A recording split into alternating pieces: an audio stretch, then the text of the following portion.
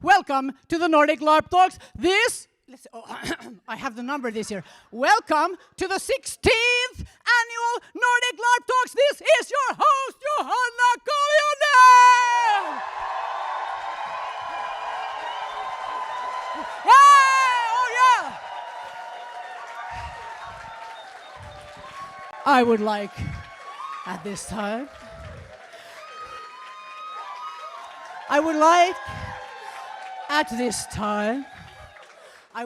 time to thank our partners, Studiefrämjandet in Västra Götalandsregionen, and our other partners, HIGAB, Nordic Larp Participation Agency, and Tampere University.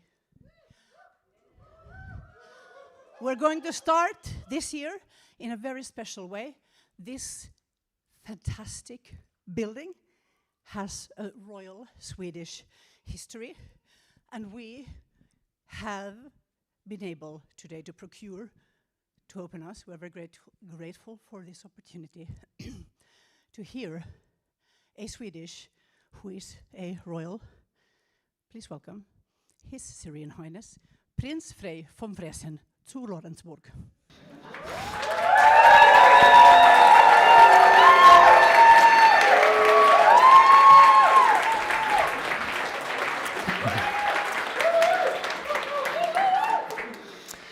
Most esteemed, noble guests, ladies, gentlemen, hybrids, fairy tale creatures, extraterrestrials happening to pass by. We gather in this 450-year-old palace where once a king died and his 4-year-old son was proclaimed heir to the Swedish throne. We gather in a house where one can still find centuries-old grains between the attic floorboards. We gather in these halls that once housed a congregation when their church had burnt down. This is a house full of ghosts and of stories, which is fitting, I think, for an evening of storytelling. My name is Frey von Fresen zu Lorensburg.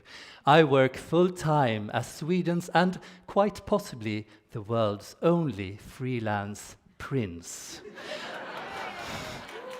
This is an open challenge to the monarchy and to the monopoly of the Swedish monarchy, and I hope it pushes the boundaries of what royal work could be and do in this late capitalist broken world. As I'm very fortunate to have a royal office in this building, it is my great honor to say a few welcoming words. This year, Gothenburg is host to Knutpunkt, as the conference celebrates nearly 3 decades of bravado, daring creativity, and bold thinking about world-making and world-sharing. That means 30 years of shared pursuit to turn embodied experience into sophisticated, articulated knowledge. And, not least, of coming together to share an appreciation for that strange creature that is LARP, where fiction transmutes into deeply felt emotional truth, where one trains one's capacity to negotiate the dual perspectives of seriousness and play. In the Nordic tradition of LARP, this practice has taken on a particular clarity with the community's commitment to track and understand the unique types of knowledge produced through the sacrament of shared narrative. As a prince who works with ceremony and social magic on a daily basis, I often reflect on these disenchanted times. We are flooded with content, yet starved of sensuous experience. Therefore, it gives me much joy that there is this thing called Nordic Larp Talks, where you so generously share thoughts and insights into what it is to play together and learn together in an embodied, pro-social, pro-collaborative, future-forward and hope-inspiring practice called LARP. And with that, it is my great delight to cut this ribbon and bid you all welcome to these Nordic Larp Talks in Kronhuset. Enjoy!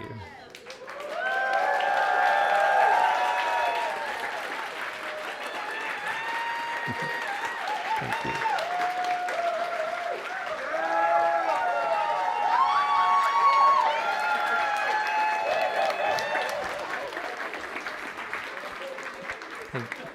Thank you, Your Serene Highness. Yes, I have receipts. I have somebody else who's done the maths for me.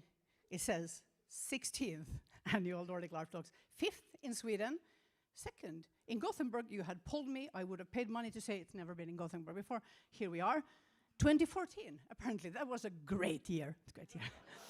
And if you don't believe me, you can go to nordiclarptalks.org and see 100 plus talks. It's like 150 now. And also KP book presentations. There it is a treasure trove of actual gold. And with that, let's add to that hoard. Our next speaker is a Polish LARPer and designer with professional experience in pedagogy, communication, and theater. She designs short games and organizes them for local communities, has co-organized the 10th Portal LARP Conference in 2022 in Krakow in Poland, and has most recently established the Berlin International LARPers Community. So hook her up if you're there and don't know about it yet. She's currently finishing her MA in transformative game design, researching deliberation with the Larpocracy project, and beginning her PhD research in pedagogy on affecting sexist attitudes in young men through LARPing. And on that note, please welcome Julia Leśniewska.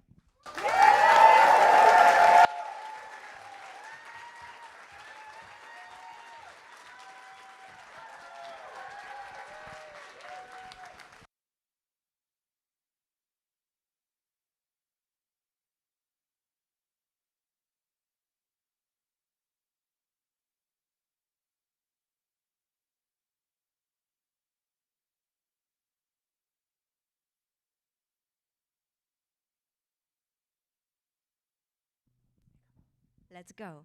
That's great. So here we are. I am starting this talk today. Nothing scary at all, apparently. But let's do it. So as you've already heard, I come from Poland. And I wanted to tell you about a little problem that we have in our community. And sadly, probably you also have it in your countries, in your communities all around you.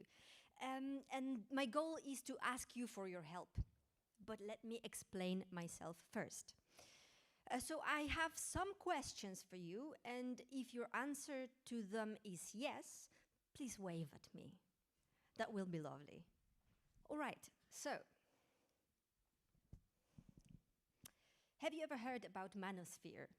The online male supremacy communities? Yeah, red pills, blue pills. Do you know about incels? The involuntary celibate. See, do you know boys or young men who belong to those communities? Do you know that they watch videos about looks maxing? They consider breaking their jawbones in order to look more masculine. Do you maybe work with them? Do you maybe teach them? Are they somewhere there? Even if in the peripheral vision. Oh, yes. Have you watched the Adolescents on Netflix? Or any other recent documentary on the Manosphere? I see a lot of hands. Well, surveys and, pardon. There are, of course, surveys on the state of global attitudes towards gender equality. And what we can see is that Gen Z men hold the most traditional views of women's and men's roles in society. So they want the women to be at home, to raise the kids, to cook. Is there anything wrong in doing that as a woman? Absolutely not. Is there anything wrong that someone thinks that they should do it and that it's their role? Absolutely yes. So we see those young men everywhere now on social media, dating apps. They write, they show their anger, they show their disappointment towards women, and they blame women and feminism for their lack of success in life, in romantic relationships. And if I'm honest, this is not the society I want to live in. And I would love for young men to be living in loving relationships, to accept their bodies, to be able to feel their emotions, and to be able to respect others. I know this is a big idealistic wish, but I'd rather be idealistic and get burned than become bitter and horrible towards the society. So, at the same time, we can see LARPs being researched more and more, and we can see LARPs being researched as transformative containers. So have you ever come back from a LARP with some very strong feelings about the topic you've LARPed about? Yeah. Have you played situations that left you thinking about the power dynamics in the play? Have you had a LARP change your views, even if like a very small way, somehow? That's a lot of hands. We come home from LARPs with a lot of baggage, with a lot of thoughts. And with every new game we play, we see how we learn, we see how we develop. And as much as LARPs are being researched more and more right now in the academic way, and most probably every other person in this room has done some research on LARPs. It's not only the academic research, it's also the players, all of us, publishing, writing about our thoughts, writing about our experiences.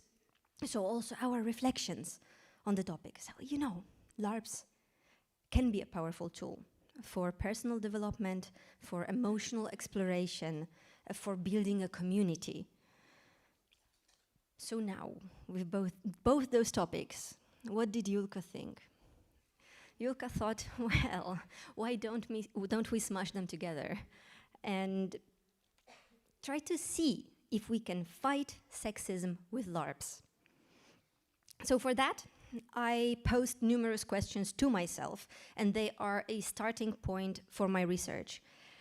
I wonder if a game can change a person's view on sexism specifically, if LARPs with sexism as a part of the designed world could prompt players' reflection on the topic, if they could maybe guide social and personal transformation on that topic, and can role-playing sexism actually induce personal reflections on real-life sexist behaviors that maybe they didn't realize they've been doing throughout the games?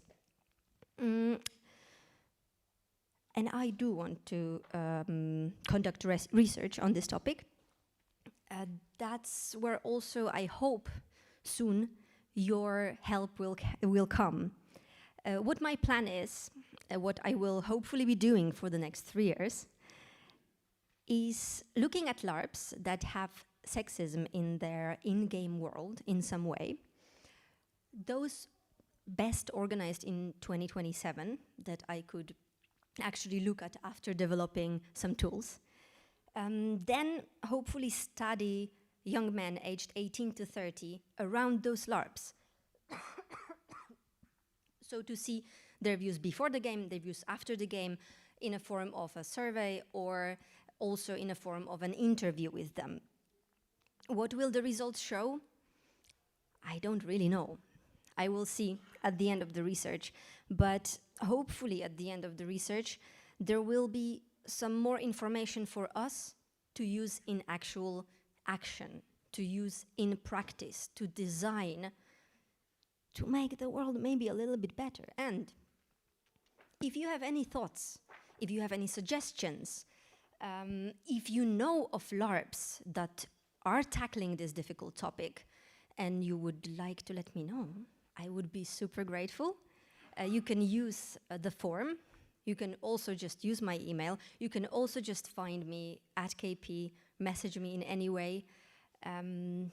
This will not happen without you, and I am very grateful for the community that I am surrounded with, that I can get all our knowledge and use it towards something good. And maybe together we can try and fight sexism a little bit and hopefully try to nurture a kinder society.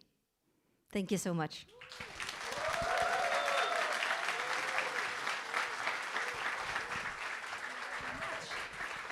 Thank you.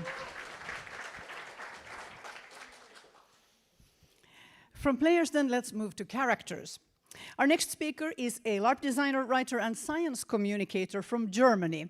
As a member of the design collective Fractured Reality Studios, she is a lead designer for Blank Space and has worked on Greylight 2142. Please welcome Lara Hartung.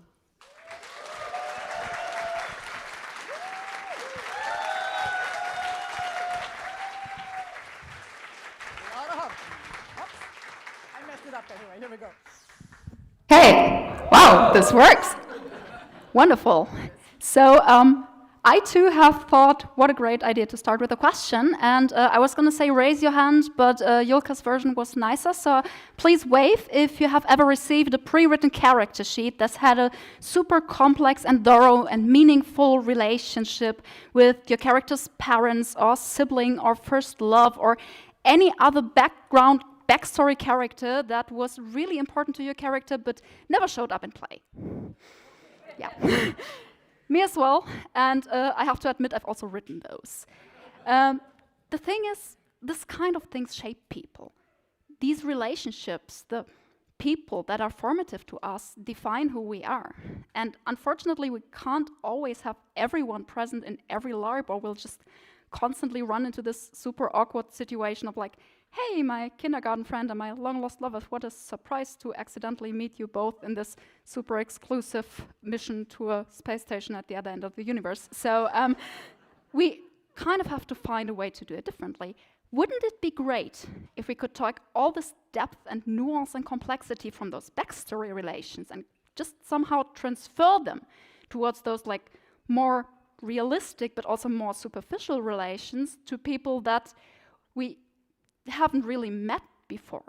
Well, we can. And in fact, real people do that all the time. Psychologists call this transference. It's often what's behind it if you meet a complete stranger and instantly have like a strong emotional reaction to them because they kind of remind you of someone. Maybe you trust them without a reason because they laugh just like your sibling, or maybe you instantly feel repulsed by them because something about how they talk to you reminds you of your boss. Basically, what happens when you experience transference is that you take some kind of emotions or relationship pattern or even behaviors from a formative past relationship and apply them in a completely different and unrelated context. Now, this concept has been coined by Sigmund Freud a long time ago, so take the science with a grain of salt, but for LARP, this thing can basically offer us a cheat code to introduce anything or anyone as a relation without anyone actually having to play them. So, because we're talking about LARP and not about science, we're not going to call it a psychological mechanism, but a mechanic, and because of that, we're also not going to call it transference, but we're going to call it shadow relations. And we're going to give it a nice sounding definition that basically just says, okay, we have a relation, and we have this other relation, which we kind of add to it as what we call a shadow that the person projects on the other person. And then we will play with this combination of the relations. And the interesting part happens with how those relations intersect. So how would this look in practice? Let's look at those two characters from the LARP Blank Space, which is the LARP we originally designed this mechanic for. The character on the left is a person who grew up in a very conservative and strict family, but rebelled against them because they wanted to follow some kind of dubious and kind of problematic get-quick-rich scheme, which turned out just the way you would probably expect it to turn out. On the other hand, they are a huge fan of that other character on the... No, it was actually the character on the right. Yeah, left and right. The character on the... right from your side, I'm sorry, The character on the right is a successful business coach, and this first character is a huge fan of this business coach. Now, the problem is, whenever this character meets the business coach, this business coach kind of reminds them of their parents. So while they want to prove themselves to that coach and be coached by them to actually finally succeed, they also kind of feel the urge to rebel against them and show them that they know better all the time, show them that their choices were right, because that's kind of what they want to show their parents, which can provide a lot of drama potential, but it could also be more actionable because there are no real facts to back this up or things that happened between those characters. But LARP doesn't have to be realistic. So what if this first character, over the course of the LARP, gradually started to believe the second character to actually be their parent? And then they can start acting on all those past conflicts and all those things. And the catch is, if it's a pre-written relationship, this can be a two-way street. That coach may have never had a child, but they once had a mentee they were extremely close with on a personal level because they were so promising. But then that mentee took all the potential and the coaching and used it to do something that inflicted a lot of harm on others, which the coach is very ashamed of and would do anything not to repeat. And bam, we have two characters with those two shadows that form a functioning relationship dynamic. Well, the details might be a little bit off, but that doesn't matter because the emotions are not. And the dynamics of who does what are not. When the first character acts in the way towards the coach they would towards their parents, the coach responds in a way that is in line what this first character expects their parents to do. And they can continue playing, even though the stories that are happening inside the two players' heads are completely different. Now, this may sound a little bit like weird meta brain yoga, and it is, but from our experience with foreruns of blank space, it actually works like a charm once people start playing and stop thinking about it. So instead of thinking about what works and what is possible, let's just look at another example of what you can do with it. What you can see here is a scene where a character who's very rational and repressed is quite literally deciding whether or not they should finally kill off their emotions for good. Because you cannot only project people. You can project pretty much anything that your character has a relationship to that can be turned into something actionable. This character is very terrified of losing control, so they feel a lot of fear and hatred towards their own emotions. And those are feelings that can lead towards meaningful, dramatic actions if they are something you feel towards another person. So by projecting these emotions onto another character, they are taking the central inner conflict of this character and externalizing and acting it out with another player. So there are a lot more examples, but I have to keep to the time, so I will not go into the detail. To wrap it up, people are weird. People are complicated. And people are shaped by things barely anyone remembers, by people that can never show up in a LARP, and they are fighting fights in their brain that will never really make sense to others if they're on this inside, but can be just as intense as what is going on the outside.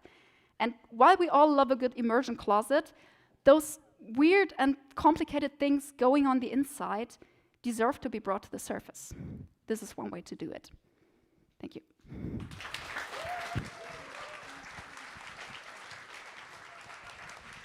Thank you so much. That was fascinating. Some of you are now like, immersion closet? You can make a note. We'll tell you later. Okay. So there's a secret connection between the previous two talks. It's that you can read more about them in this year's Knutpunkt book. Now, what is that, you may wonder, or how do I get the right for that, you may wonder. Well, what a coincidence. Okay, our next three speakers are Simon Brind, who is a writer, academic, and LARP designer from London. His PhD thesis is about emergent narratology of and moments of narrative crisis in participatory fiction. He is part of the Avalon LARP Studio Collective, as well as an author and part of the editorial team of this book. Anne Serup-Grove is a service designer specializing in interactions and communication across both the private and public sectors. Since 2019's LARP design book, she has been a significant contributor to multiple KP publications. She's lead designer on this book and part of the team of next year's book. Frederike Sofie Beck-Hoya is a LARP designer who works at Östersko Efterskole, where she creates, teaches and facilitates LARP. That's a school. I should have said in English that is in fact a boarding school where role-playing and LARP is used a lot. Frederike has a master's degree in communication studies, is an author in this book and is part of the team for next year's. Please welcome Frederike, Anne and Simon.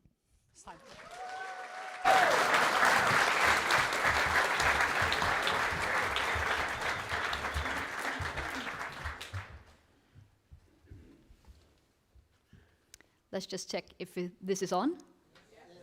Thank you. Yes, I will start by talking a bit about the tradition. The Knude book is our companion. It's an anthology of ideas and reflections. It embodies what we do and what we explore.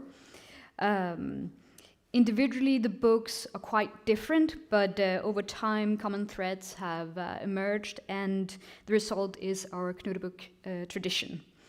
In spite of the gravitas it might project, it's a collection of very different tones and voices from practitioners, designers, and academics alike, making it quite approachable. It's also a shared experience making the book. It's a book you make the book with 50 to 100 contributors from all over the world.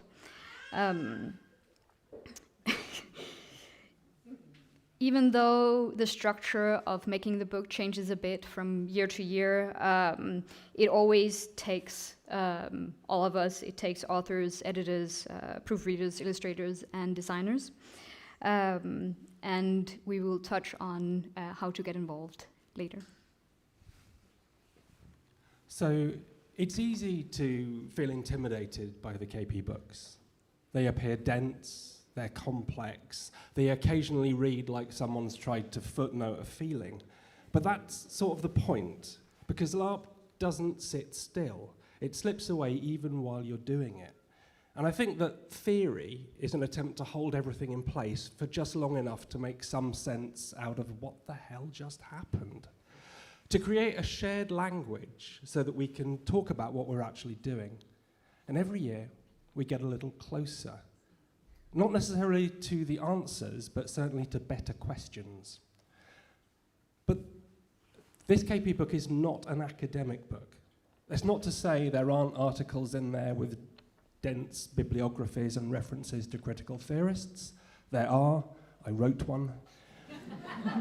But this book is about what we do as a community, as LARPers and LARP makers, and it's a space for documenting ideas and passions, and the articles are genuinely beautiful. This year's KP book, much like KP itself, is themed around the seasons of LARP. So the book is divided into 4 sections, and I need to refer to my notes to remember what the seasons are. Spring is where our writers have put their half ideas, their experiments, their I don't know if this is going to work, but I've booked a castle anyway energy. Summer is for things that are growing, trends, movements, new ways of doing things. Autumn is where our writers talk about finished meta techniques, their reflections, their we ran this, it worked, and here's why pieces. And winter is for looking back, retrospectives, histories, and old manifestos brought out again like slightly troubling relatives. So we asked our authors in their pitches for the book to suggest which season they thought was most appropriate, and then we shared the seasons between us. And we were worried that what would actually happen is we would end up needing to take a year's worth of essays and gently persuade them that they'd always been seasonal. But that didn't happen. The process just worked. So in terms of how you should approach this, well, you could just open it and find something that looks interesting. But I asked my editorial colleagues, and here are some recommendations for articles where you could start. Yes, and how to on and off Knutepunkt. We will be having a lightning talk tomorrow at 18, where a dozen authors will come and have a maximum of 3 minutes to share their articles. We hope to see many of you there. Outside of that, quite a lot of authors have their own individual program points. Do go to them, ask all the questions, engage. Outside of that, we will be publishing a free PDF. We plan on doing that tomorrow evening. We will share it, of course, on the KP Discord, on Facebook, but if you don't come across it there, the direct place is go to nordiclarp.org, find the tab Wiki, and look up Knutebooks. You will find a list of the previous books and this as well. After KP, there will be in the public library system both a physical and digital versions. Yeah. So, next year's book is created around giving space to hope, bridge building, and community through both new voices, experienced voices, and younger voices. We want to look out and dream about what we can be together and what we can do together in the world. No matter where you are in the world, you are welcome to participate and be a part of the book team. Together we will create tomorrow.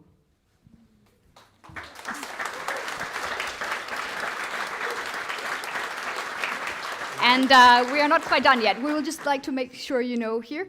The first, on your left, you will find a sign-up form for if you're interested. Then you will be in the loop. There will be public announcements otherwise as well. But please do sign up if you're interested, both if you might be or if you already know that you are. We want to work with you. And both now and, well, during KP, we will have a poster and a table. The poster, you will be able to brainstorm. Please do that with us. On the table, there will be previous books for inspiration if you need it. We have here on the right an online brainstorm as well if you are on the go and need to jot something down quickly or not at KP. Please use it. It will only be active during KP.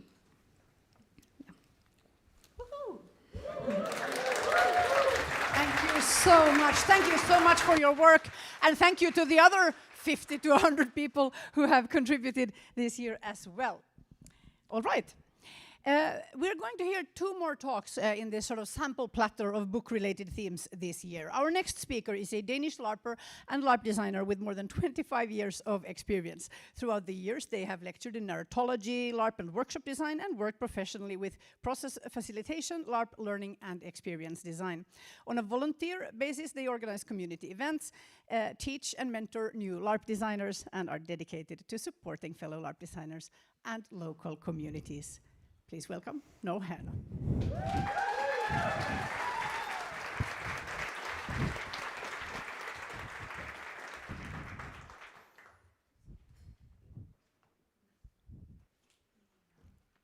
Have you ever, during a LARP, thought, what would my character do?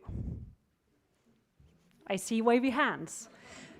If that's the case, you have made a meta-reflection.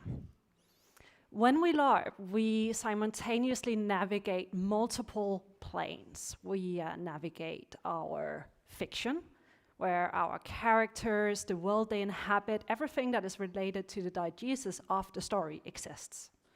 We also navigate reality, ourselves, our real-life bodies, culture, language, etc. But these 2 planes, they overlap. They interact with each other. That's why we feel bleed, right? And it also happens when we ask ourselves, what would our characters do? Or when we revisit our character sheets to get guidance during a LARP or recall information. Or if we use a meta technique. And all of this is called meta-reflections. They are reflections about the LARP rather than within the LARP. This space where fiction and reality intersects. But all of this doesn't happen everywhere. It happens inside of us, in our own little universe. Because each individual has their own impression and an understanding of the world. It's based on our experiences, our perception. It's our own little reality.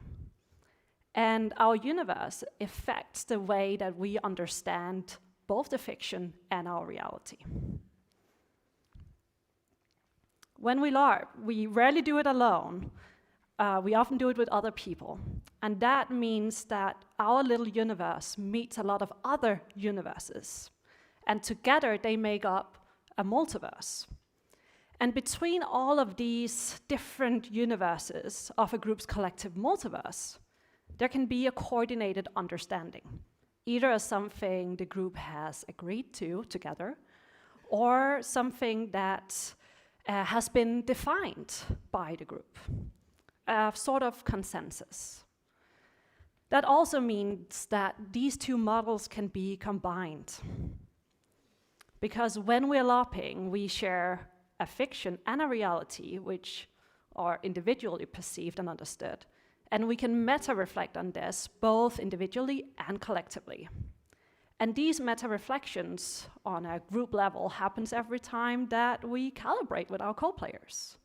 Every single time we use a technique like slow escalation, where we, with our actions, try to communicate to our co-player what we are trying to do while we are actually noticing their off-game reaction to what we're doing to figure out, is this something they want to do? It also happens every single time that we try to reach and re-establish some sort of consensus on our collective multiverse with our co-players. So, why is this important? It's important because meta-reflections, they function as a creative engine. They enable narrative development, they encourage creative exploration, both individually but also within groups. And by facilitating meta-reflections, designers, they can enhance player agency and ability to co-create.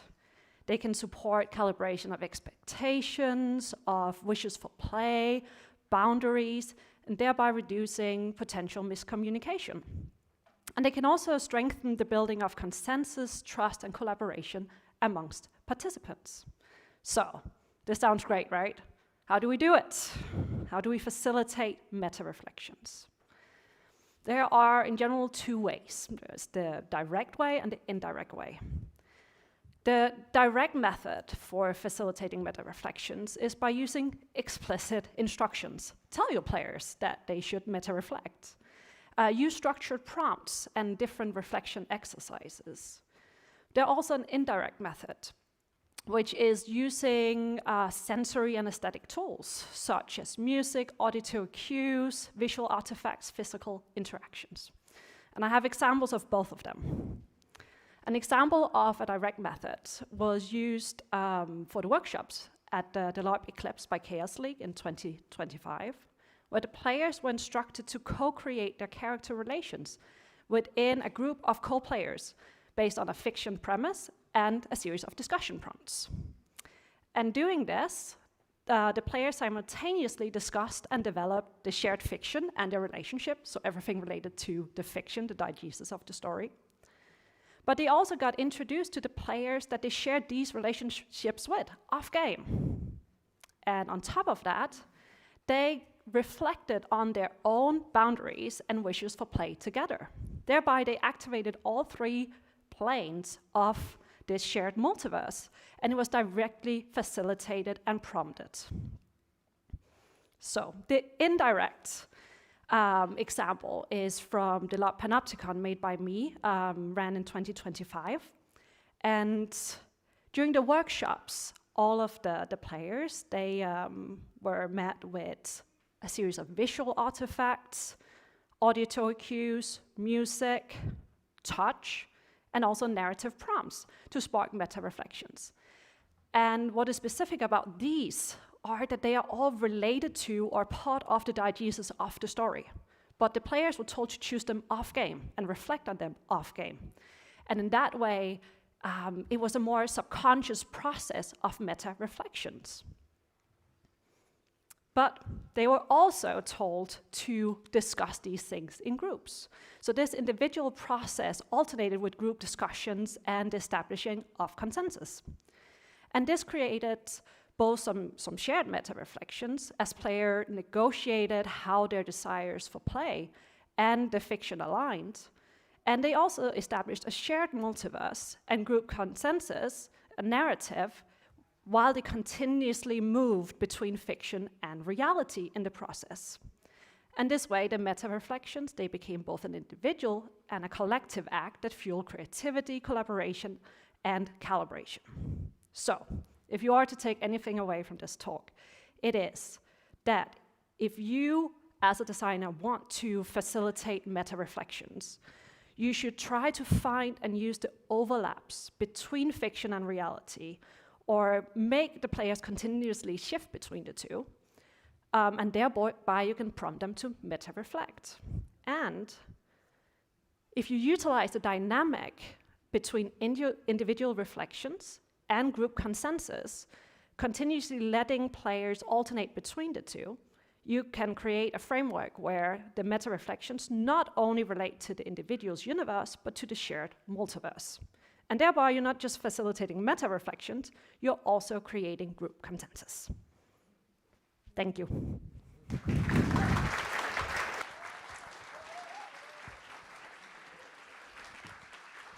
Thank you very much. So we've been inside the heads of the players. Let's think now about the bodies. Our next speaker is a teacher who until now has worked as a reenactor and education officer at the Danish Open Air Museum. She started LARPing in 2016, anniversary, and has been doing so regularly since then, mostly international LARPs. She has an MA in pedagogy and is finishing an MA in transformative game design from Uppsala University. Please welcome Inge-Mette Petersen.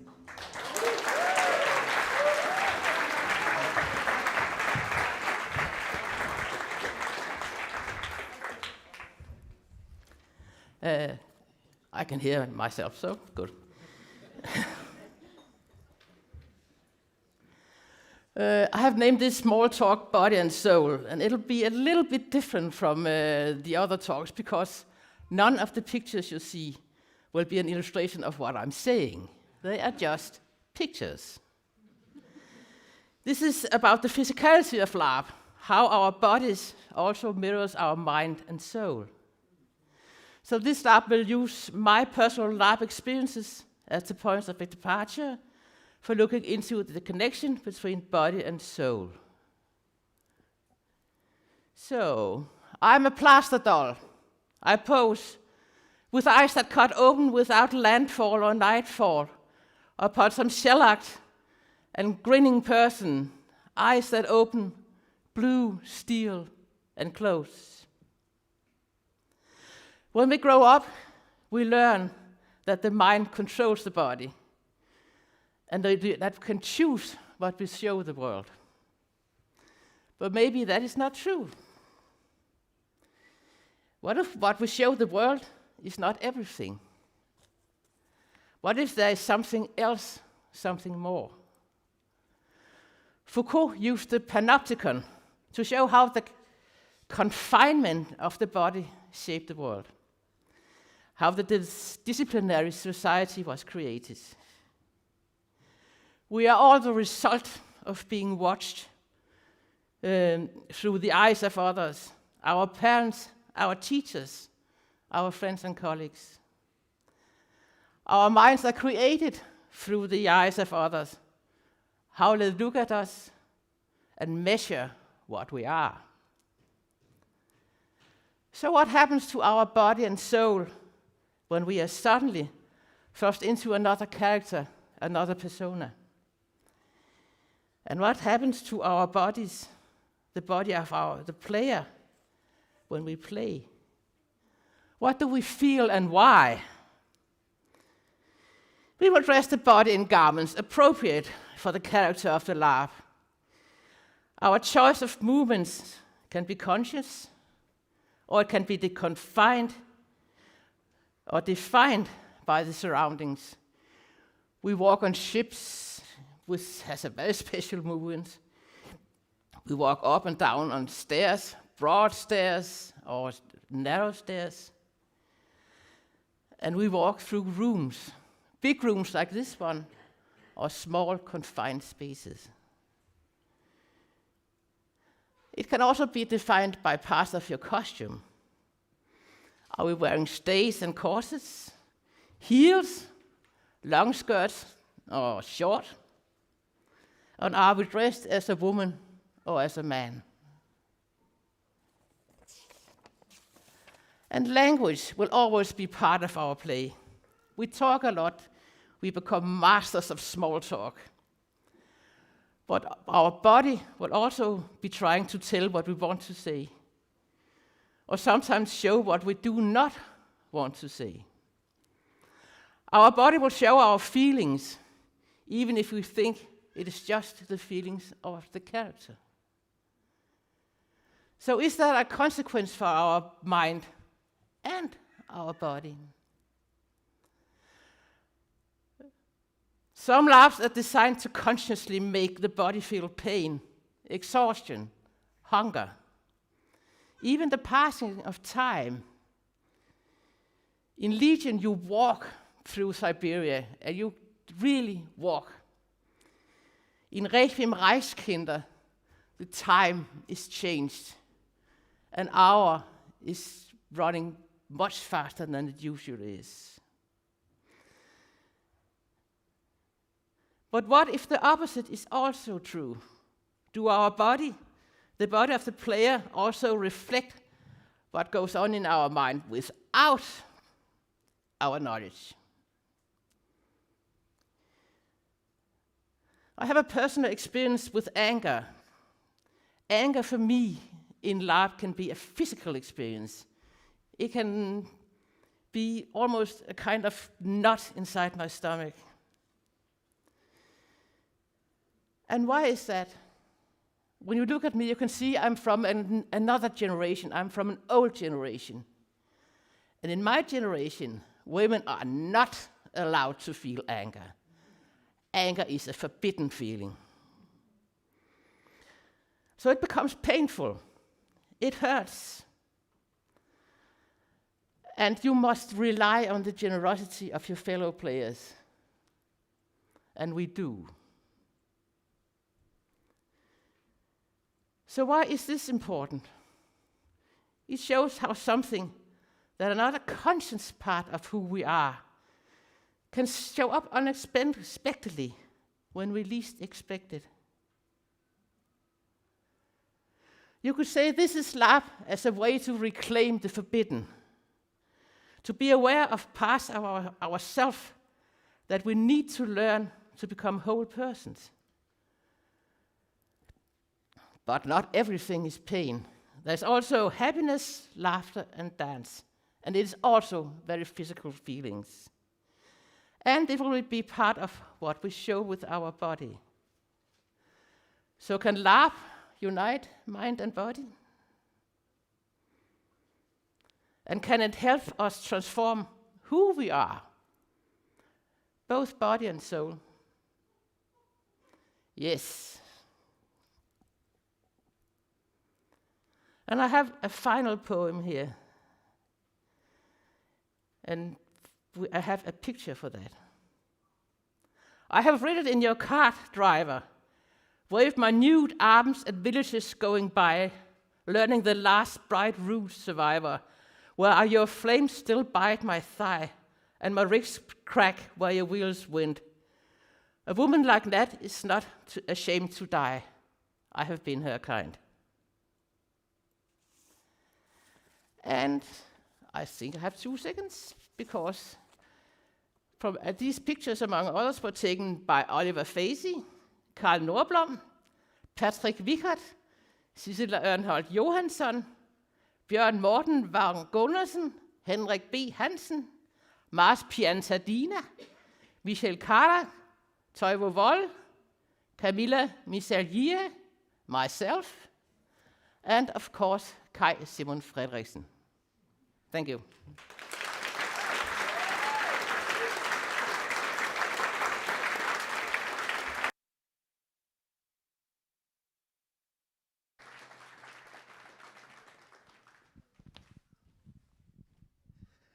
Hello, everyone. I am not Jock, as you may... Yeah, I know, very surprising. I am Jamie MacDonald, and I am quickly hijacking the stage in order to let folks know, in case you didn't know already, that tomorrow at 10 a.m. until 2 p.m. we will have the third, now annual, Sublime Pretense Symposium, which is free and is open for everyone. We do hope you register, but it is open. It is an art and LARP symposium. So, yes, both of those things are things that we like here. So what we have talks by people who are working either as professional artists or adjacent to professional artists with LARP in their practice. And it is a little bit, it skews a little bit more academic, but it is open to anybody and it is genuinely accessible. So I welcome you all to come there. If you do want to come, there's about 30 seats left in the room, and we really do prefer that you register. It's in your email, it's on the website, it's in the Discord. I'm not going to tell you what the address is, because it's at Google Forms and I cannot say it entirely from the beginning. But the thing that I would also, I'm very, very happy to do is have a short chat with His Serene Highness, Frey von Frasen-Lorenzberg. Please welcome. Thank you. Thanks so much. So. It is really delightful to make your acquaintance. Yes, likewise. Now, you've also been working in choreography and collective storytelling. You're a writer, and I realized when I was writing some questions, I thought, okay, is this a performance? Is this a character? Is this a role? And I thought, why don't I just ask you, how do you prefer to talk about what you're doing as royalty? Well, I trained as a choreographer and performance artist, and one day I saw His Majesty, the King of Sweden, on TV, and I thought, that man is a performance artist. A very kind of narrow spectrum of performance art, but still, I mean, waving, cutting ribbons, and dressing and having certain comportment. Yes, is that the word? Yeah. Right, and I thought anyone, if he can, he's famously not super bright. I treasure him as a senior colleague on the field, but I think we can all agree that he has had some challenges, right? So I figured if he can do it, probably anyone else could. And especially if you have some training within performing arts. So I decided to take up that challenge, and I have now for 10 years worked as a freelance royal. And I was much surprised when Gothenburg City started to engage me and hire me for grand openings, and eventually even offering me a royal office in this house. So I'm quite amazed. So I'm in my third year here in Kronhuset now. Yeah. This is so, yes. But to answer your question, how do I think and talk about it? And I think for this to work, I have to be 100% non-ironic. Mm-hmm. Otherwise, it becomes a kind of clownery, which is fine, or a LARP, which is also fine. But I really want to walk that fine line between reality and fiction, where it's contested territory. You don't quite know. And often, when I meet people, they don't quite know. And I'm not going to give them any clues. So it's really up to each and every one to make that choice in that moment to, will I curtsy? Will I bow? Will I give him an uppercut because I don't like the monarchy? I haven't so far had an uppercut. But so I see this as a royal work, as a commitment to renegotiate this ancient, hyper-masculinist, dominance, colonial project that is a monarchy into a more contemporary care profession with ceremonial kind of, yeah. Awesome. I have to ask, I have so many great questions, but okay, here's a very LARP-centric question. I don't know if you're familiar with this term, but we have in this community, we have a word for when your role seeps into you as a person, and that word is bleed. Right. Now, do you think you experienced this over the last 10 years? Well, I've bled dry, I think, in that sense. I think I'm actively seeking. I'm seeking that experience, and it's a kind of, I don't know if you're familiar with Tibetan Tantra Buddhist traditions, where you're kind of LARPing, or you're going into a kind of very extensive mystery play of one man or woman, where you take on a deity persona for a while, and you eat supposedly human flesh, and you drink wine, and you really embody this entity. And I think I'm trying to do something similar. I'm a vegetarian, by the way, so I don't shy away from that. I rather try to see what happens when you put yourself in that space when you don't quite know, when you commit yourself to take on this work. I'm more interested in the work aspect and what it means and what it could do than looking at it as a fiction or non-fiction. So I usually say that the difference between myself and the King of Sweden or any other monarch or royal is perhaps not so much in qualitas, but in quantitas. I'm not an essentialist. I don't believe in a royal essence, as it were. I think it's more about a doing. It's a performative aspect of that. And one can be either good or bad at it. And I'm really interested in seeing what happens when you take on that challenge. So then one question is, what have you learned through the praxis of royalty? I've become really aware of power and power dynamics and having privileges, and that's something I contemplate a lot. And also, since I was actually given a position somehow, a kind of semi-official public persona, I also have a deep responsibility to use that to make the world better, and I really do try on a regular basis. But I'm also just human, so sometimes I buy that terrible snack, which I know has palm oil in it, but I shouldn't. So yeah, one tries one's best. Thank you so much. And do you have any plans for a successor? Pardon for a successor? I'm queer. I don't have any kids of my own, biological kids, but my brother's daughter is next in line to the throne. So we shall see. I might be an old queen, but she will be the next princess. So, thank you so very much. Thank you so much. And thank you. Prince Frey and Jamie MacDonald, thank you, Your Serene Highness. Thank you, thank you, thank you. All right, everyone, we're going to take a 15-minute break. That is a 15-minute break. I don't know what time it is, but we're going to continue here 1:15 on the dot. Whether you're here and quiet or not, we're going to go. So I'll see you there. I love you all. Talk, exercise, think. Woo.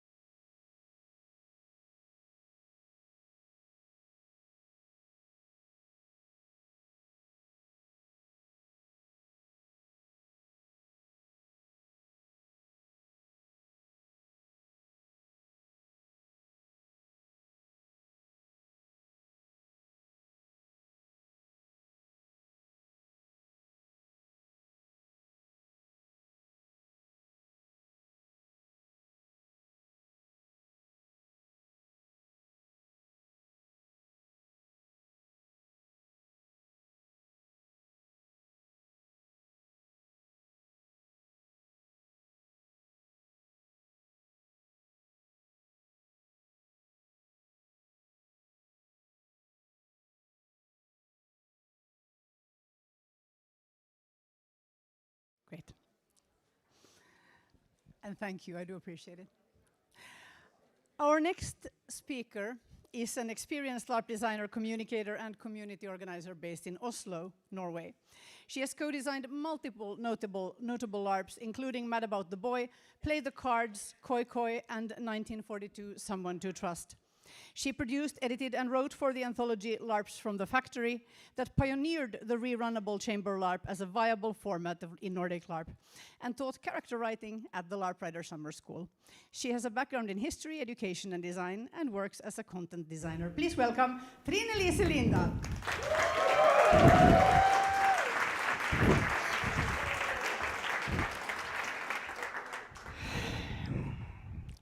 Hello. I am Trina, and I have not written a character since 2017. Back then, I was the lead designer, character designer for 1942, Someone to Trust, a LARP about a Norwegian village during World War II. It had 100 pre-written characters in Norwegian and English that were extensive, well-researched, well-connected, and of high quality. I love writing characters, but that process broke me. Since then, I have been watching out for simpler ways of creating a large number of characters while maintaining quality. And that's what I'm here to present today. I will use examples from 3 different LARPs. I was a designer of Koi Koi. I was a player at 3 AM Forever. And Trohetsløften I heard about at a party. And I thought it was so interesting that I wrote an article about it that you can read in this year's KP book or on nordiclarp.org. I'm seeing time-saving concepts, but compared to what? A pre-written character text can be boiled down to a written description of what sort of person this is and how they are connected to others. Usually they are unique, so for a LARP of 80 players, you write 80 character texts. So let's see what these people have done. Koi Koi was a Norwegian LARP about a fictional hunter-gatherer society. It had 75 players and 4 days of playtime. And here the time-saving concept was that they had pre-written elements assembled into characters by the organizers. What does that mean? For the characters, we created a set of 27 descriptions of personality traits in the form of, I am the one who mixes new herbs in the pot. I'm the one who sings beautifully. I'm the one who tells rabbit jokes, which is an important function. So each character got 1 positive and 1 negative character trait, and no characters had the same combination. In addition, the Ankoi people understood themselves and the world through storytelling. And we wrote more than 30 stories that were part of their culture, and assigned each character a story they liked to tell. And this could tell the player something about the character's values, about their humor, about what they thought it was important to share with others. It also made sure that each story had at least 2 or 3 characters that knew them and would tell them. So did this save time? It saved a lot of time for us on character writing by combining these elements. What did take a lot of time was figuring out the relations these people had to each other because they had a very complex family system. So my next example is of a LARP that left relations up to the players as well. 3 AM Forever was a LARP about an after-party at a theater premiere, where the Fae are lurking in the shadows. The LARP had approximately 80 characters and lasted 1 evening. It was played in Copenhagen, Denmark for the first run, so it's been rerun later. And here the time-saving concept is pre-written elements assembled into characters by the players using LARP Weaver. And LARP Weaver is an online tool where we as players got to read through descriptions of different elements and then choose which ones we want to bring into our characters. And these were the elements. And the 2 first, there was a group of 6 seeds. Seeds were like very short character concepts. And those were limited. Only one person could choose each seed, and 6 people could choose each group. The others were, anyone could choose these ones. And you got to know who else had chosen the same, and could use that to prepare relations between you. Here's a question of saving time for whom? It saved time for the organizers. They made the building blocks and then left it up to the players to put them together. For the players, this drastically increased the amount of text you had to read before the LARP.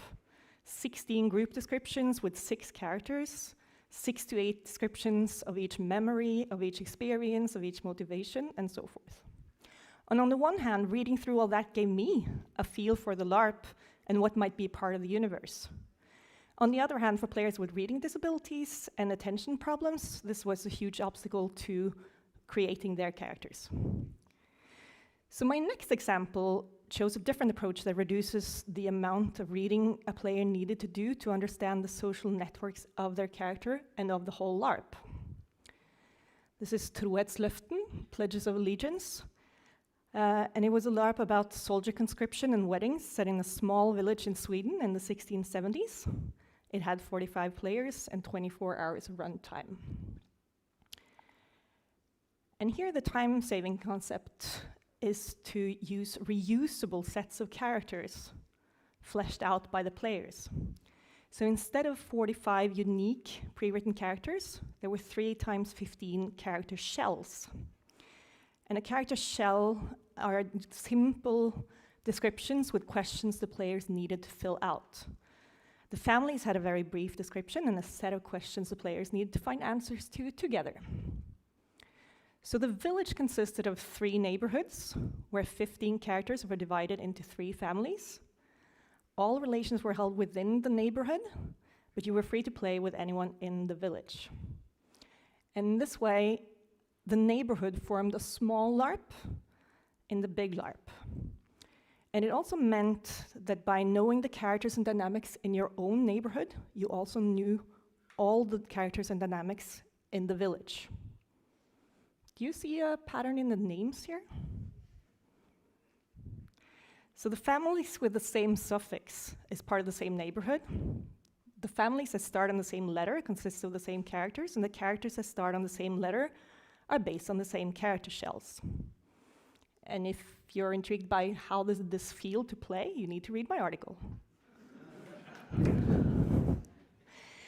It took more time to write the individual characters than it would have done to just write a regular character. But when the organizers could just duplicate the characters, that's where they saved a lot of time and work. The venue and the organizers were very flexible, and this meant that if they had gotten 60 signups or 75, they could just have added new neighborhoods and given them new names. So to go back to the start, none of these approaches would have helped us in creating the characters for 1942, but diving into ways of writing characters that is less work and time consuming inspires me to leave my hiatus and start writing characters again. And I hope it inspires you as well. Thank you.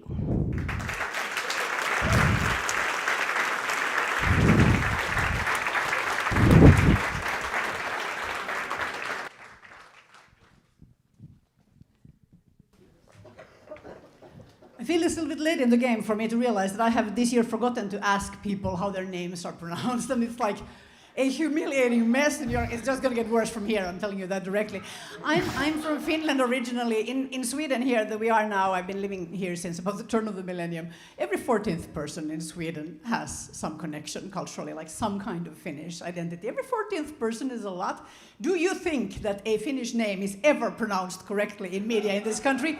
Well, yeah, sometimes, because I used to work in broadcasting. But like normally, no. No. So I do take this very carefully, and therefore I must apologize for what is about to happen. Okay. It's okay. Our next speaker is a LARP designer working at the intersection of play, immersive experience design, and education, whose work often explores isolated communities. After leaving performing arts school at 18, they studied education and social work and are currently pursuing a master's in transformative game design. We are doing a lot of good advertising for this program. It rocks, okay. They're driven by curiosity about why play affects us so deeply. Please welcome Sus Mutsers.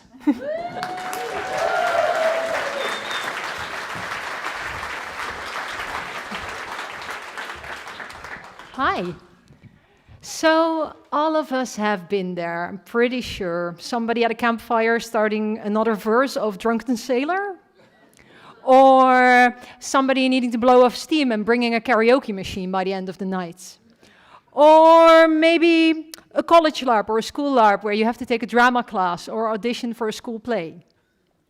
I will be talking about the performing arts in LARP, because I think that sometimes as designers, we do not get everything out of performing arts we could get out of them. And in order to do that, I would like to propose some design questions that we thought up over the past months, and I would love input about them later. But before we start, we need to define what performing arts means. And the dictionary tells us performing arts are forms of creative activity that are performed in front of an audience, such as drama, music, and dance. Great. So, for the purpose of performing arts in LARP, for one, we are not looking at performance alone. We are also looking at the art of exploring performance, drama classes, testing things out, feeling feels, trying scenes, singing songs amongst ourselves in the hallways. We cannot look at performance only, because if we look at performance only, we are in some point undermining what our art is about. It's an audience-less art form.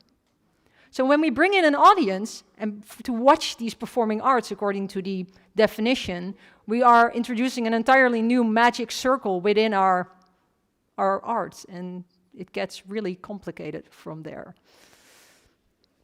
I'm proposing a couple of sliders, faders, much like they are in the mixing desk. And the first one tries to answer the question, who is performing? And who is the initiator? Is that an organizer or is that a participant? Sometimes it's a conscious choice from an organizer to invite somebody to play a bard for an entire weekend to frame their fantasy game. Sometimes it's the player who's like, I really want to sing a campfire song this time. Sometimes it's the organizer saying, the only way we can get this scene across is if we do this little play somewhere and we have our NPCs do it. Sometimes it's the players who are like, let's not bring out that karaoke machine. Let's instead do a cool scene at the party. And then there's the performer. Is the player performing or is the character performing? And who wants to perform? Does the player want to perform or does the character want to perform? Because I've talked to a lot of people who've done something with performing arts in LARP over the last couple of years. And most of them are incredibly intrinsically motivated as a player and then create a really thin alibi for their character to be allowed to do that thing they want to do. So I'm also pleading for more conscious choices on the character side. Write that character who can lead that choir, who can lead that campfire song, and listen to your players if they want to do that and they want that character. So the next question would be, what are we performing? It seems really obvious, but context is important. So we can have diegetic performances where the songs and things are actually happening in the fiction. We can have meta performances. I always like to use cabaret as an example because it has both. It has the stage group who diegetically performs the act openers, which are meant to provoke reactions from the players. But it also has meta songs, which function as inner monologues for the characters, where they sing about their thoughts and feelings and emotions that are only perceived by the players as an audience and not the characters who are in the club, even though it happens in a club setting, much like the movie of the same name. And then there's material, big pet peeve of a lot of people. Are you allowing people to pick from the entire catalog of that karaoke model you brought? Or do they get restriction to a certain time? Do they get to perform pre-existing material, or are they only allowed to perform custom materials written specifically for that LARP? Do you have that ability? Do your players have that ability? It's a very important one to think about if you don't want the 100th drunken sailor at your campfire. And there's absolutely nothing wrong with that. But I would love it if we could think about it a little bit more before we let it happen. Then there's why. Do we perform because we want a cool performance? Or do we want to have that performance there for character or story development? And this is where the earlier thing comes in, about we cannot look at performing arts in LARP from only a performance standpoint, because that would throw away the entirety of the drama classes where we are talking to each other and playing scenes, and where somebody prepares a really dramatic scene because they know you and you are going to be in that scene together, and that scene reflects your character relationship that is going incredibly south, and you're going to channel all of that into that scene and escalate it. That doesn't happen in a performance. That happens in moments of character and story development that we can facilitate when we play, and when we let ourselves be taken away and explore our characters through that performing arts lens. And then there's how. There is actual performance, where I have to play the guitar and sing. There is representation, where I can sing along to a pre-recorded tape. Both is valid, and both are valid choices. But realize that by picking actual performances, you might be telling a lot of your players that they cannot participate, especially if your LARP has a competitive element around art, or art in the game needs to be objectively good. Because not everybody can do that, wants to do that, or has the skills, the will, and the lack of stage fright to do that. Because stage fright is something that comes in here very real and very hard. And then finally, there's the situation. Is it spontaneous?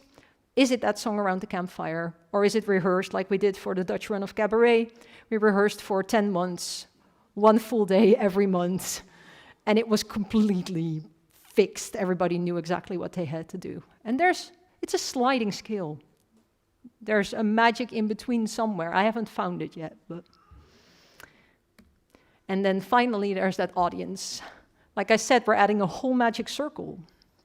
And players playing an audience do not know how to react, so they tend to resort to what they know, which is sitting still, listening attentively, and clapping at the end, exactly like all of you are doing right now. But sometimes that's not good. We're doing an interactive art form. We need that participation, but we need to teach our audience how to participate in a way that's respectful of the art form, of LARP, and of the people performing and being vulnerable. Those are the sliders I'm proposing. Please come and talk to me if you want to talk about this subject. I would love to expand on this, maybe write for the book next year. And I would like to explicitly thank Orc for providing these pictures from the Dutch run of Cabaret, as well as the original designers who so graciously allowed us to run this game and start this chain of performance art in LARP and the design thinking. Thank you very much.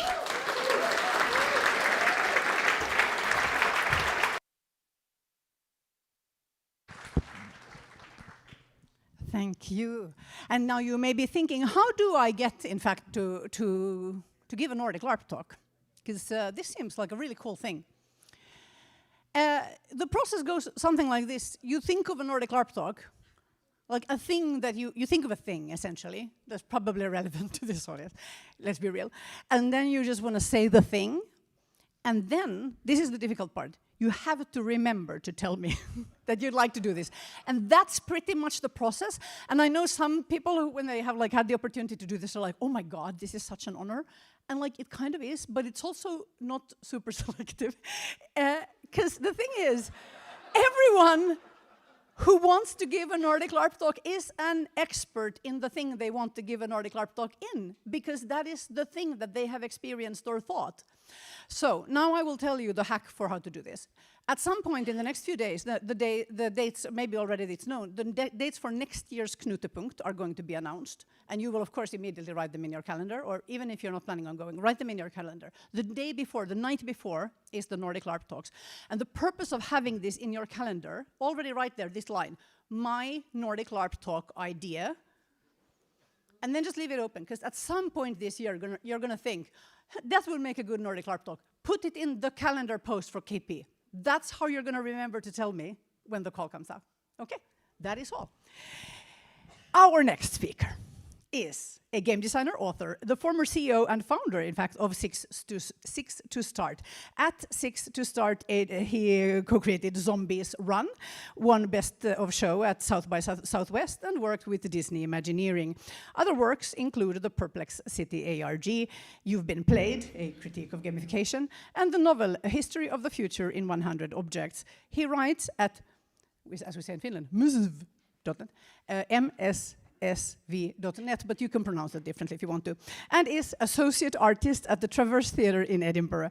He's currently designing Strandfall, a highly physical outdoor LARP using custom spatial computers funded by Immersive Arts UK, and writing a book about the history and future of immersive experiences, which is, this has become a sort of a series of interesting takes on that. Please welcome Adrien Hon.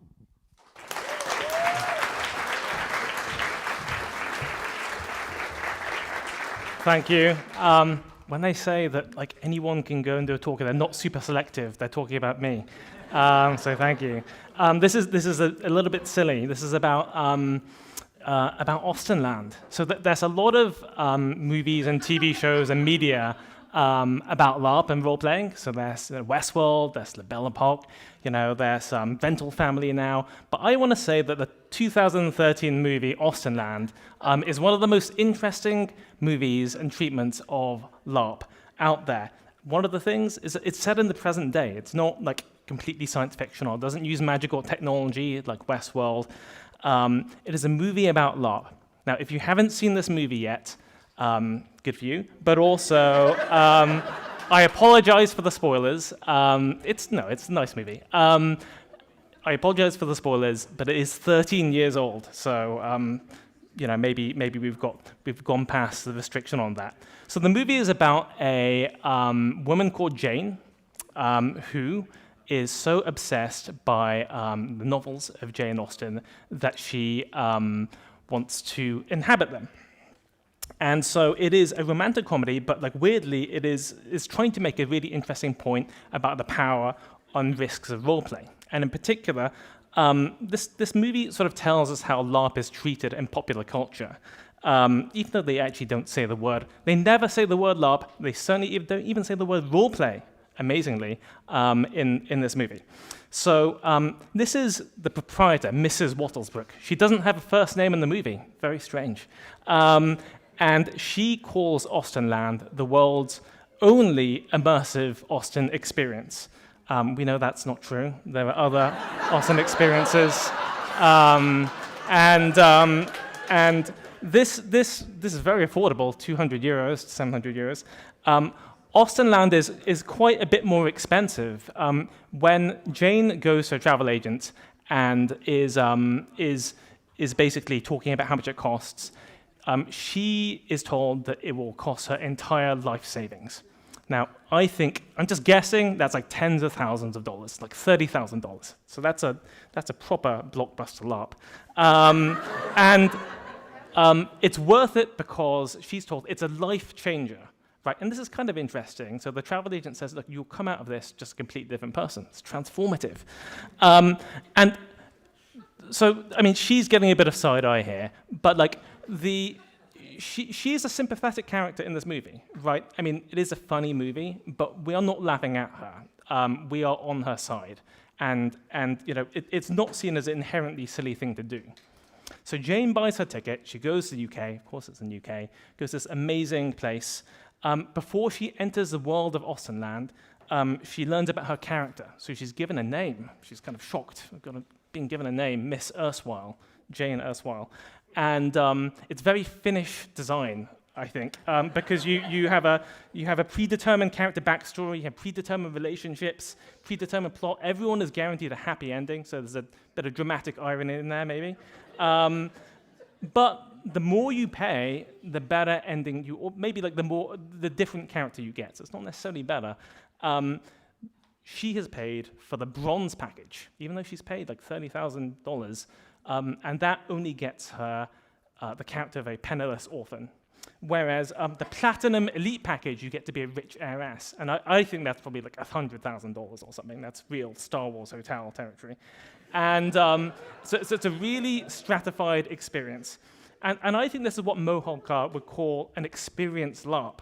It's a highly structured experience with pre-designed plot structures, somewhere in between like a traditional immersive experience or immersive theater on one hand, and a sandbox LARP on the other. It's somewhere like in between. So it's kind of like what a non-LARPer would think a LARP might be like, a really expensive one. So you have feasts, you have horseback riding, you have piano playing, you have shotgun shooting.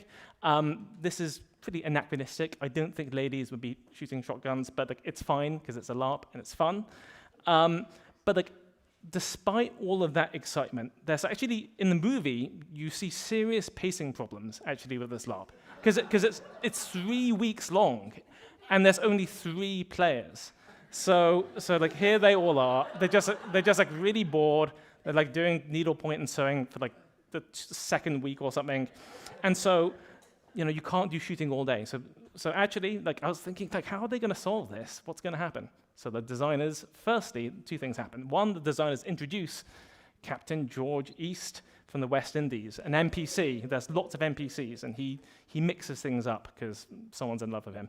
And then Jane, she like blossoms into a true Nordic LARPer because she says, I'm going to take charge of my story, and she modifies her own dress. She's like, I'm not going to wear this crappy dress that you gave me, and she uses the LARP as a kind of alibi to act more adventurously. And so there's lots and lots of NPCs. The whole place is powered by NPCs, and they're all working extremely hard. So they have an amazing backstage. And so like I hope everyone making blockbuster LARPs like Chaos League give their NPCs this kind of pool area. But you know, one of the challenges of Austenland is that it is a romantic, immersive experience, right? You know, you are guaranteed romance, and there are clear rules at the start about touching. So like you're only allowed touching for like the necessary social graces, and they're like that's not what they're doing here. But there's like no workshop. Like it's a 3-week-long experience, and like there's like 0 minutes of workshop that they show on screen. So like Jane gets in there and she's like, I don't know how to talk to people. I feel really embarrassed. It's like you could have like solved this. We've solved this. People are very self-conscious. And so players and staff are actually both really concerned about the idea of bleed, about the idea of like getting in over their heads and sort of mixing fiction and reality. This is a quote from the movie. Are they acting? I don't know what's real or what's not anymore. I mean, what if she's really in love with him? Do you think it's possible to confuse truth with fantasy? So they sort of lack the vocabulary. I mean, even though they've been like doing this for ages, like no one has like looked into a KP book. And so there's no meta techniques, there's no safety mechanics. Worse, Mrs. Wattlesbrook, she's like a character in the LARP.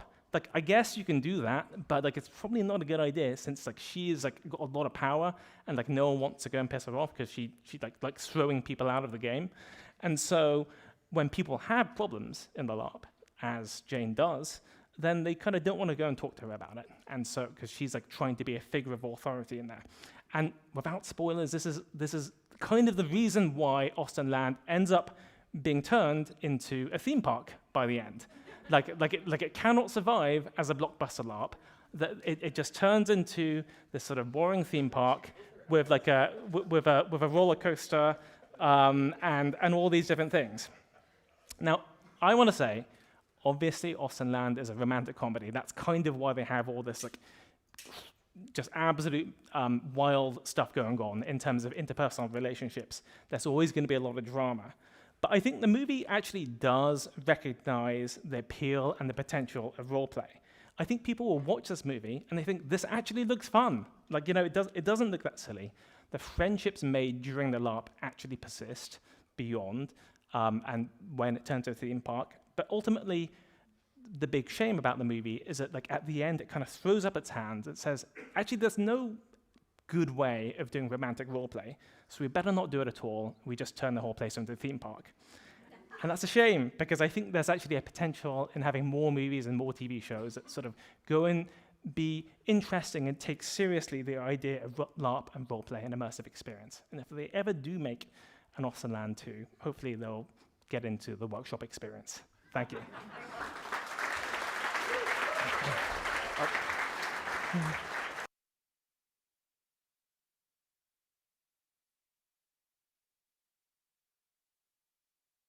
All right.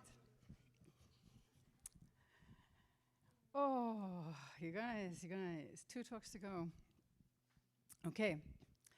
Our second to last speaker tonight is a Belarusian LARP event and community organizer.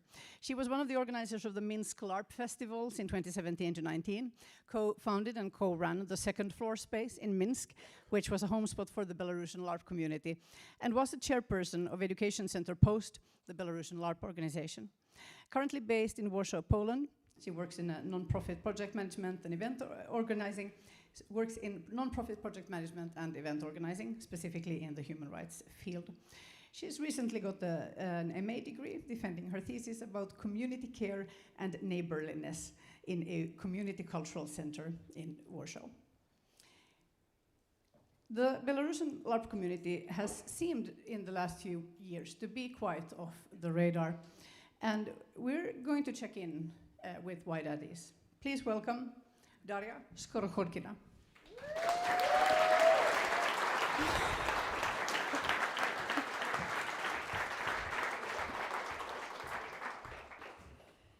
I have to say you did better with my surname than some of my primary school teachers who read it in Cyrillics, you know, so thank you. That's, yeah. Right. So where are the Belarusian LARPers? Well, one of them is standing here in front of you, but where are the rest? I will make a disclaimer that when I'm speaking about the Belarusian LARP community, I'm speaking primarily about the chamber LARP community, or the so-called Nordic LARP community. And in many years, it's this Knutpunkt where there won't be anyone from this community. I'm not going to be there either. I'm just here for the talks. So where are we? Well, one of the ways to answer this question is this. A few of us still live in Belarus up until today, but the majority of us are scattered around the world. And I made this map to the best of my memory and knowledge, and I know that I missed some of the countries. But that's not the only way to answer this question. When I'm talking about Belarusian LARP community, I'm talking about over a decade of writing, running, playing, educating, experiencing things together. We were doing play days, Minsk LARP festivals, Christmas LARP marathons, social LARP festivals, community retreats, and many more things. We were doing it together with partners inside Belarus and abroad. But over a decade is a bit too much for a brief history lesson, so I'm not going to dive into that, but we'll just make a few highlights. One of them is certainly LARP Writer Summer School, which was a 5 years long project, and it was run by a Belarusian LARP organization, Education Center Post, and a Norwegian organization, Fantasiforbundet. And during those 5 years, every summer, people would gather in Lithuania to learn how to write and run and even play LARPs.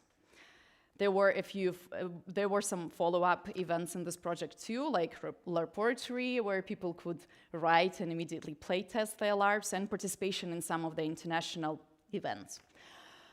And why this specific project is so dear to our hearts, because it was actually the entry point to many Belarusian LARPers, including myself. Then, of course, Minsk LARP Festival. We were running it from 2013 to 2019.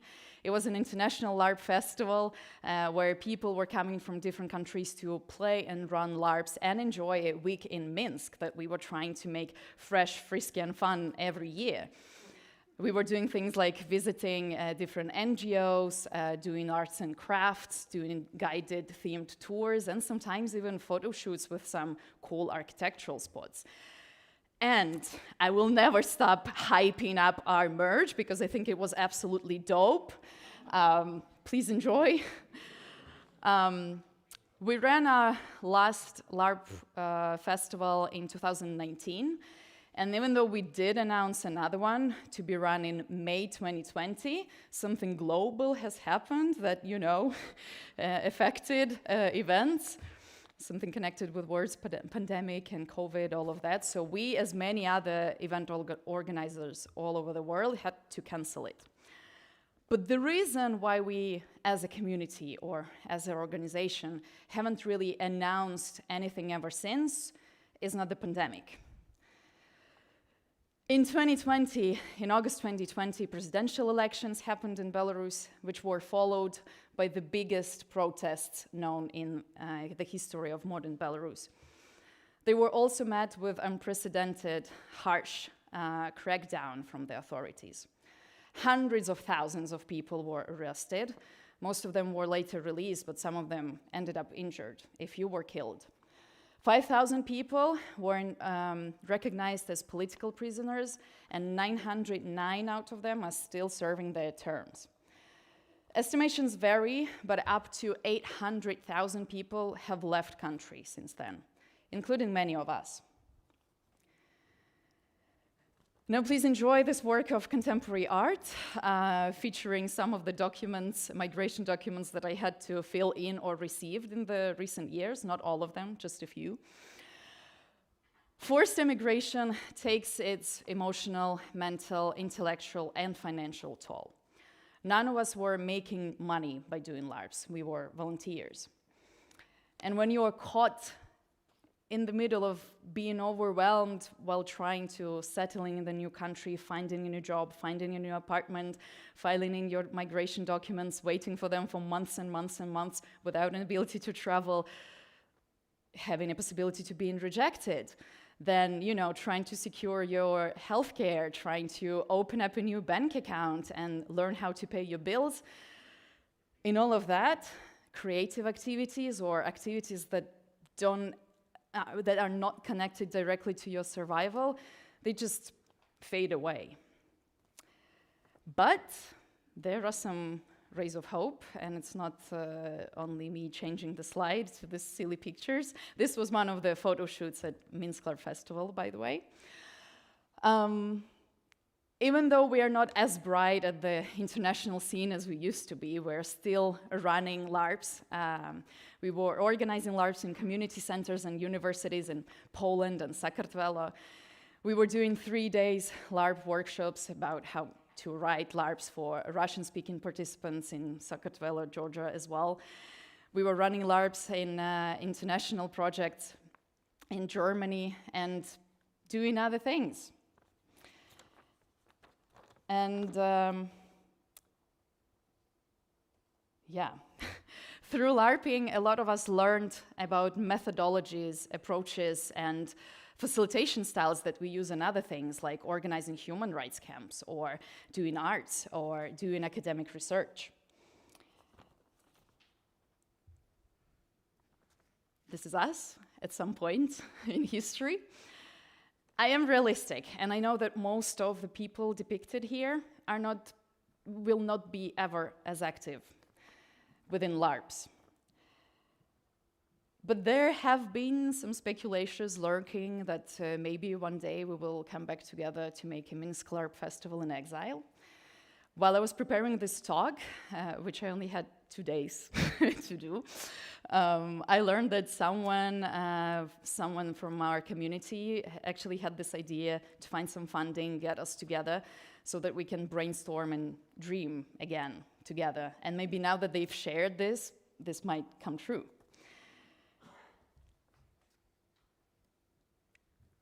If you're organizing something which is which has quite a low bar entry level, you may invite us. We might not be there, but we might actually come, participate, play, or do something. Though I'm not an official representative of anything anymore, here are some of my contact details. You can reach out to me and I will make sure to pass the word so that more people know about it. And maybe one day we will invite you to our revival party, just like this one. Thank you so much, and also special thanks to Martin Nielsen, who hyped me up to give this talk. Thank you.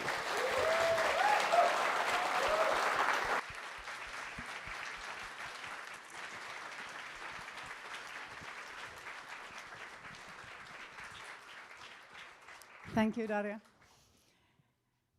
One more talk and some final words, so we'll be done by 1:15. Our final speaker is a Nordic LARP designer, writer, and speaker known for the LARP Demon, as well as for co-designing Spoils of War and Helicon. While based in Denmark, she runs her LARPs internationally across Europe and the US in collaboration with local producers. Her designs focus on strong social structures, highly playable characters and relations, as well as mechanics and pacing to support immediate emotional impact, naming this approach river rafting design. She regularly writes and lectures on LARP design, contributing to concepts such as dyadic play, river rafting design, dinner warfare, and playing an engaging victim to the international LARP community. Professionally, she is a political scientist working with leadership, digitalization, and organizational structures. Please welcome Katrina Vind.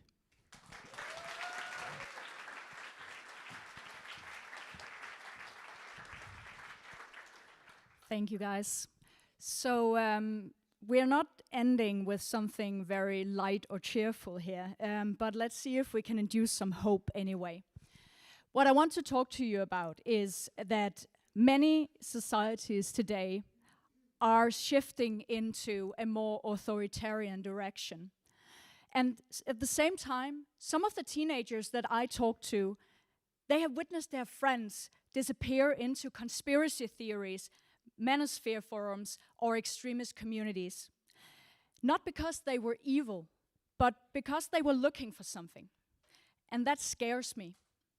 So I wanted to explore the allure of authoritarianism, fascism, and extremist communities for individuals through LARP.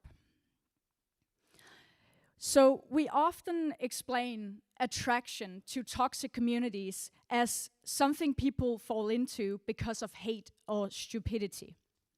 But I don't think that's the whole story. And if we dismiss people drawn to these spaces as simply ignorant, I think we fail to understand what is actually happening, and we lose our ability to respond to it. Because these systems offer something deeply human: dignity, belonging, clarity, and purpose. So I designed a LARP for Nordic LARP for 15 to 18-year-olds from the Danish LARP boarding school EPOS. And the LARP was inspired by The Wave, Die Welle, Philip Pullman's Dark Materials, and my own Nordic LARP Demon. And in this LARP, the students live in a religious authoritarian regime, not as observers but from the inside. They study at the regime-controlled school, and they have a lot of fun in-game. But there are some deeper design perspectives in letting them be in the in-group instead of being rebels of the society. I want to make them feel why some of their friends could get attracted to something like this. So the concept. In this world, nobody is ever truly alone. Each student is played by two people, one as the human and the other as their soul. And this is an extreme form of what I call dyadic play, where you are tightly connected to another player. The player of the soul is portrayed here in the form of an animal, the daimon, which is the Danish word for demon. And the two parts move as one. They feel as one, and they feel together. And that matters in this context, because it creates a constant sense of being seen, of being mirrored, of belonging to someone and something. But more importantly, this connection creates a feeling that the world is magical, meaningful, and alive, and you experience it with someone else. And this is intentional, because this is not just a lecture disguised as a game. The educational layer sits in the background. What they actually experience in the foreground is they can have fun, they can fall in love, they can duel, experiment, and explore strange ideas. And sometimes they get a visit from a disappointed or too supportive parent. So they can become happy and a happy, thriving part of this system. And that makes everything that follows much harder to dismiss. So, first of all, they experience inclusion. And inclusion through exclusion of another group is an important part of why toxic communities attract people. It's us against them. And here, students are praised in the lab when they report on people from the outgroups. They feel proud, they feel seen, and they feel important. The key is in exactly this element. They feel good while they're doing this. So the students are told scary stories of rebel leaders. They hunt witches who are in reality just humans. They take classes in monster hunting, even though none of the monsters are actually as described by the regime. But the lessons themselves are fun, and the teachers, they reward the student engagement. The other thing this system offers is that they can get a sense of community. Every time we go in-game, we share rituals. We sing together, we make our common greeting, and we eat together and we celebrate together. So when I off-game visit the boarding school students during the year, we practice these rituals, and we spend time building relationships into the characters so that when they enter the world, they are already meaningful and they matter. And everybody has a role here, not just a character. The third thing that they are offered is dignity and recognition. We are a lot of grown-ups who play the teachers. All of these volunteer players, grown-up players, they show respect for the hierarchy themselves and make the students show their devotion. So we reward their behavior to uphold the system. We praise them publicly. We shower them with personal attention when they behave as desired. So, for example, when a student discovers that one of their friends is a witch or a rebel, they are taught not to push them away. They draw them even closer. They watch them and they help them. And then the friend either breaks into obedience or breaks under the pressure of resisting. And very, very few choose to resist. Even the quiet students here get a role and a purpose and a place cut out for them in the world. And that's the dangerous part. None of this feels evil from inside. It feels meaningful. So after the lab, we debrief thoroughly, and many of the students say the same thing. I understand why someone would stay. It was scary how easily I stopped seeing witches as humans. I'm so happy I'm in a healthy community in my real life. So the point is, if we only teach young people that fascism, authoritarianism, etc. is bad, we miss something important, because obviously it is. But if we don't teach them why it feels good, we can't protect them from dangerous ideologies. If we just try to make the ideology seem ridiculous, we don't really give an understanding of what they offer. And LARP has the potential to make us feel what this community is, why it's attractive, but do it safely. And we can debrief around it together with the young people. And especially in a dyadic LARP like this, where you're never truly alone, that counteracts the loneliness they might feel in their real life. But it is important that they have felt it themselves, because they would be much better equipped to resist it. So after Epos Diamond, I'm a little less scared, and I hope the students are as well, so that we can resist this together. Thank you.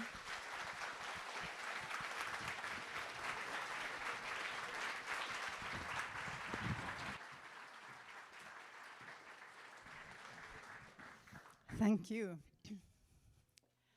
And thank you so much to all of our speakers. Let's give them one more round of applause.